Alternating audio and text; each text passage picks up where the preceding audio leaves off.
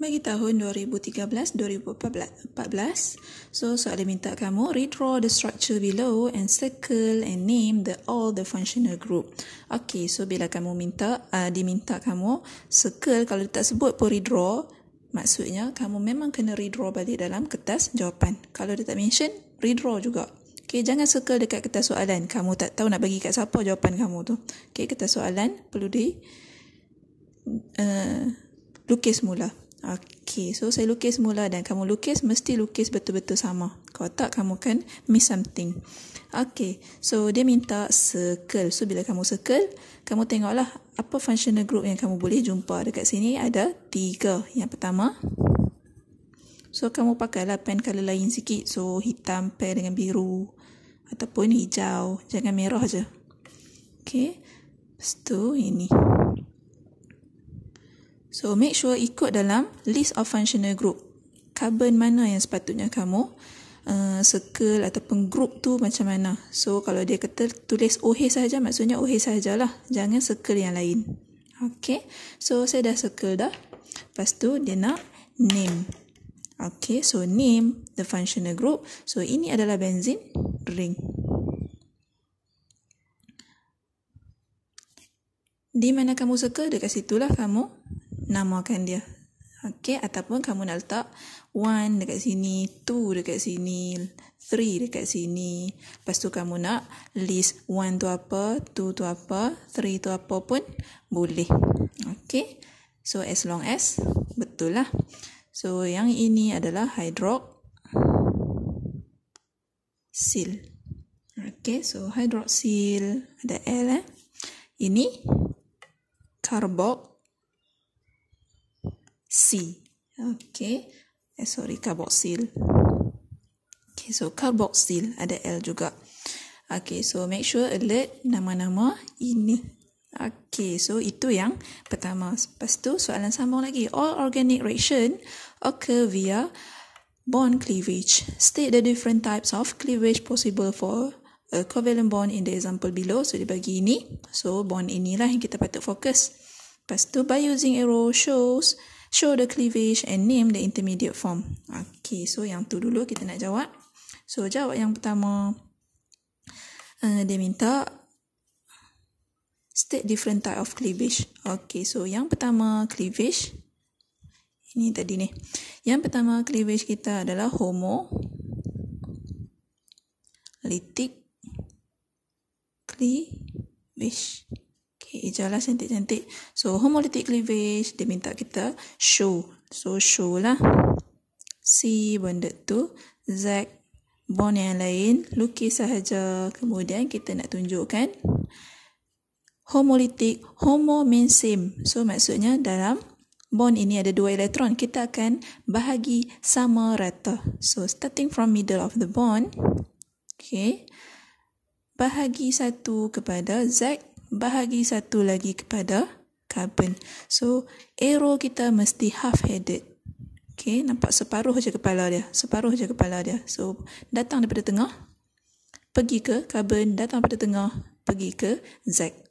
Dan produk yang kita akan dapat,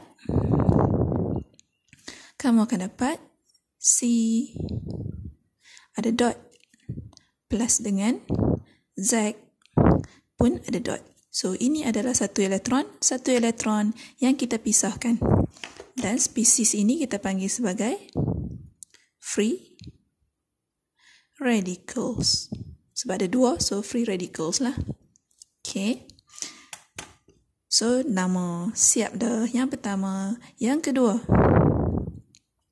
Yang kedua namanya adalah heterolytic cleavage. So, heterolytic cleavage pun kita pakai contoh yang sama. CZ punya bond dan kita nak break dia. So, bila kita nak break dia, hetero means different. Hetero tak sama. So, bila tak sama, bond ini akan bahagi secara tidak sama rata. So, terpulang kamu nak bagi dekat carbon ataupun Z. Sekarang ni kita tahu. Kita tak tahu Z ini lebih positif ataupun Z ini lebih negatif. So, kalau kamu assume kata Z lebih negatif, bermaksud arrow ini daripada tengah bond, kita akan bawa kepada more negatif. So, saya bawa kepada Z. Kalau kamu nak bawa kepada karbon pun tak salah sebab kita tak tahu siapa Z. Okay. So, bawa kepada Z. Sebab saya assume kata Z yang lebih negatif. Kalau kamu assume karbon yang lebih negatif, kamu bawa kepada karbon. Tak salah, mana-mana pun boleh. Okay. So, break dan kamu form lah. Dua-dua elektron dapat dekat Z karbon, hilang elektron yang mereka share. So, ini sepatutnya sharing. Tapi sekarang ni Z ambil semua. So, karbon kehilanganlah elektron yang dia share. So, dia positif charge. Manakala Z pula, dia share satu je elektron tapi dia dapat dua. So, Z akan dapat charge minus. Okay, so apa spesies yang kamu dapat dekat sini? So, spesies ini bila kamu ada positive charge, ini adalah cation, ataupun lebih spesifik sebab dia adalah karbon. So, kita panggil dia sebagai carbocation. Okay, so lebih spesifik, itu nama dia. Nak letak cation tak salah. Z minus ini adalah anion. Okay, sebab dia bukan karbon, so tak boleh dah letak nama carbo or something. Okay, so itu untuk yang soalan kedua. And then soalan pula sambung. Explain why alkyl group destabilize the negatively charged carbon atom, whereas the same alkyl group stabilize the positively charged carbon atom. So, alkyl group. So, ini dalam stability of reactive intermediate. So, saya tulis siap-siap dekat sini. So, daripada nota juga.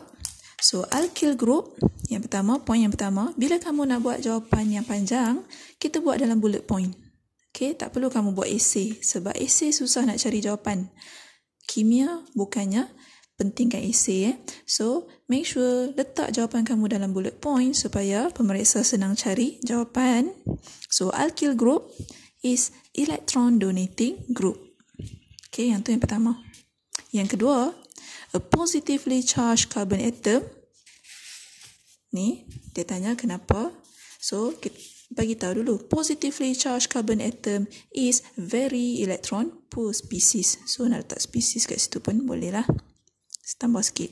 Very electron poor species. So, dia sangat miskin elektron sebab tu dia lah positive charge. So, apa yang alkyl group buat? Alkyl group donates electron density to the electron poor carbon and stabilize it. So, dia miskin elektron, orang derma dekat dia, stabil lah dia. Okay. Kemudian untuk negatively charged pula. So, negatively charged carbon atom is rich electron species. Since dia adalah negative charged carbon, maksudnya dia kaya dengan elektron lah. So, apa jadi? Alkyl group donates electron density to the electron rich carbon and destabilize it. Destabilize maksudnya dia tak stabil lah. Dia dah kaya dengan elektron. Orang bagi lagi elektron dekat dia. So, dia akan bertambah-tambah negatif. Dia makin tak stabil. So, stabil maksudnya charge itu near to neutral. Itu kita maksudkan dengan stable. Okay. Alright.